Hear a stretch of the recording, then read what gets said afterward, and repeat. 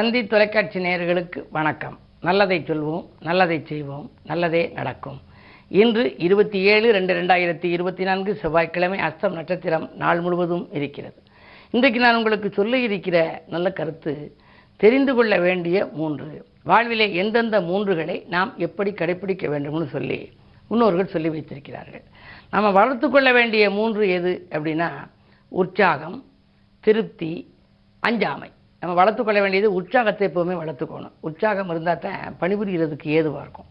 திருப்தி அடையணும், எதுலேயுமே திருப்தியாக நம்ம இருக்கணும். அதே மாதிரி அஞ்சாமை.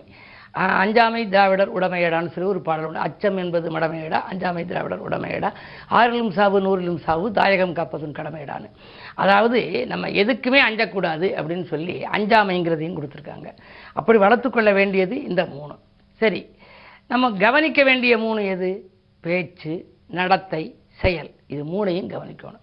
பேச்சு யாகாவாராயினும் நாகாக்க காவாக்கால் சோகாப்பர் சொல்லெடுக்கப்பட்டு நாவு காக்கணும். அதுக்கு தான் நாக்கு 1 வச்சுருக்காங்க. வாய் 1 இருக்குது, கண்ணு 2 இருக்கும், காது 2 இருக்கும், மூக்குக்கு துவாரம் 2 இருக்கும், கை 2 இருக்கும், கால் 2 இருக்கும், வாய் மட்டும் 1 இருக்குது. ஏன் அப்படின்னா, நீ காதில் கேட்குறது 2 பங்கு கேட்கலாம், ஆனால் பேசுகிறது குறைச்சலாம் பேசணுமா. குறைவாக பேசினாலும் குறை கூறாமல் பேசணுமா. இந்த பேச்சால் தானே நிறைய பேருக்கு பிரச்சனைகள் வருது. அவர் அதை சொல்லிட்டார், இவர் இதை சொல்லிட்டார் அப்படின்னு சொல்லி. அதனாலே நம்ம கவனித்து வச்சுக்க வேண்டியது 3. 1 பேச்சு, அடுத்து நடத்தை, ஒழுக்கமாக இருக்கணும். ஒழுக்கம் விழுப்பம் தரலான் ஒழுக்கம் உயிரினும் ஒம்பப்படும்னார் வள்ளுவர். நடத்தை நல்லா இருக்கணும். அடுத்து செயல், உங்களுடைய செயல்பாடுகள் நல்ல முறையில் இருக்கணும். அடுத்தது விரும்ப வேண்டிய 3. எதை விரும்பணும்? உழைப்பு, நேர்மை, தூய்மை. நேர்மையை நம்ம விரும்பணும். எப்போவுமே நேர்மையோட நம்ம இருந்தோம் அப்படின்னா நமக்கு நல்ல எதிர்காலம் இருக்கும். ஆகையினாலே உழைப்பை நம்ம விரும்பணும். வெறுங்கை என்பது மூடத்தனம், விரல்கள் 10 மூலதனம், கல்லை உடைத்தால் மண்ணாகும், கலப்பை ஊடுதால் பொன்னாகும்னு தாராபாரதின்னு ஒரு அழகான கவிஞர் எழுதின ஒரு அற்புதமான பாடல். அது ஒவ்வொரு மனிதரும் தெரிந்து கொள்ள வேண்டிய பாடல்.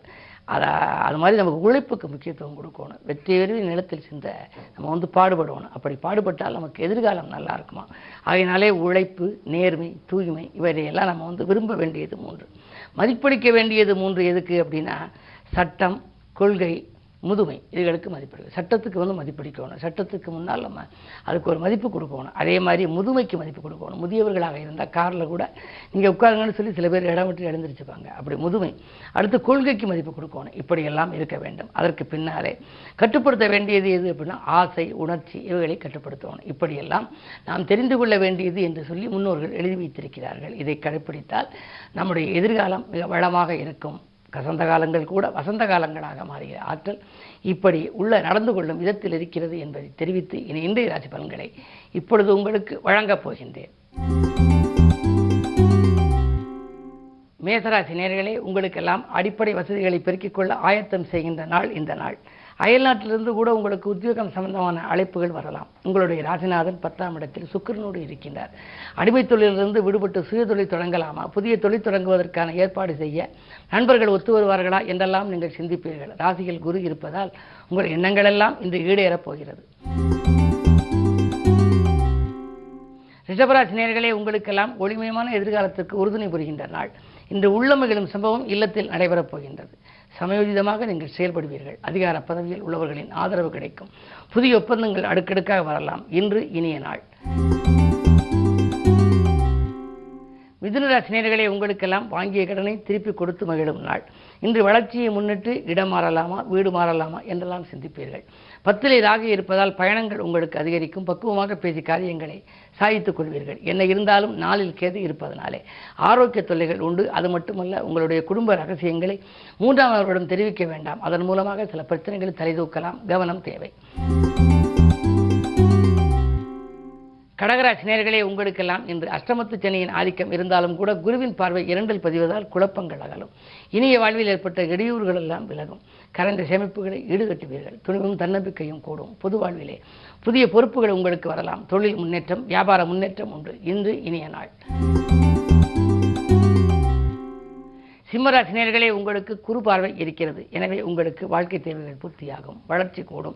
அதே நேரத்தில் உங்களுக்கு புதிய புதிய ஒப்பந்தங்கள் எல்லாம் இன்று வரலாம். தொழிலை பொறுத்தவரை மிகச்சிறப்பாக இருக்கிறது. 2ல் கேது இருந்தாலும் கூட 2க்கு அதிபதியாக விளங்கும் தனாதிபதி புதன் உங்கள் ராசிக்கு 7லே இருக்கின்றார். 7லிருந்து உங்கள் ராசியை பார்க்கின்றார். பணப்புழக்கம் அதிகரிக்கும். எனவே வியாபாரத்தில் கணிசமான தொகை கைகளிலே புரளப் போகின்றது. சரி, பொது வாழ்வில் இருப்பவர்களாக இருந்தால் இன்று உங்களுக்கு ஒரு புதிய பொறுப்புகள் கிடைக்கப் போகின்றது. நல்ல பொறுப்புகள் உங்களுக்கு வரும். மக்கள் செல்வாக்கு அதிகரிக்கும். இந்த நாள் இனிய நாள். கன்னிராசி நேயர்களே, உங்களுக்கெல்லாம் சந்திரனோடு கேது இணைந்து சஞ்சரிக்கின்ற இந்த நாளில் மனக்கவலைகள் அதிகரிக்கும்.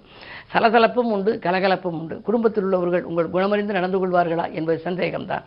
எதை செய்தாலும் கொஞ்சம் முன் யோசனையுடன் செய்ய வேண்டும். அது மட்டுமல்ல, பாகப்பிரிவினர்கள் சுமூகமாக முடியாமல் கொஞ்சம் இழுபறி நிலையில் இருக்கலாம். பல பணிகள் தேங்கி கிடக்கிறதே என்று கவலைப்படுவீர்கள். உங்கள் கவலைகள் அகல இன்று கிழமை செவ்வாய் என்பதனாலே முருகப்பெருமானை முறையாக வழிபட்டால் நல்ல காரியங்கள் இல்லத்தில் நடைபெறும். துலாம் ராசி நேயர்களே, உங்களுக்கெல்லாம் இடமாற்ற சிந்தனைகள் மேலோங்கும். இடம் மாறலாமா, ஊர் மாறலாமா, வீடு மாறலாமா என்றெல்லாம் நீங்கள் சிந்திப்பீர்கள். குரு பார்வை இருக்கிறது. கடந்த சில நாட்களாகவே உங்களுக்கு ஒரு சில கவலைகள் மனதை அரித்துக் கொண்டிருக்கும். அந்த கவலைக்கு இன்று விடை கிடைக்கப் போகின்றது. அதே நேரத்தில் உங்களுடைய ராசிக்கு 6லே ராகு இருப்பது யோகம்தான். உத்தியோகத்திலே நல்ல மாற்றங்கள் வரும்.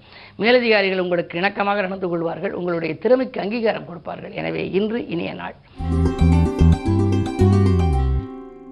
விருச்சிக ராசி நேயர்களே, உங்களுக்கெல்லாம் செல்வாக்கு உயர்கின்ற நாள். செல்வ வளமும் சிறப்பாகவே இருக்கிறது.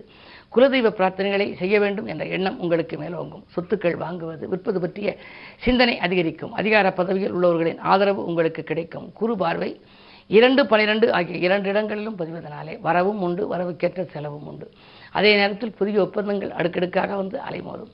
பழைய பங்குதாரர்களை விலக்கிவிட்டு புதியவர்களை தொழிலில் இணைத்துக் கொள்ளலாமா என்றெல்லாம் கூட நீங்கள் சிந்திப்பீர்கள். உங்கள் சிந்தனைக்கு நல்ல முடிவு கிடைக்கும் நாள் இந்த நாள். தனுசு ராசி நேயர்களே, உங்களுக்கெல்லாம் இன்று ஒரு இனிய நாள்.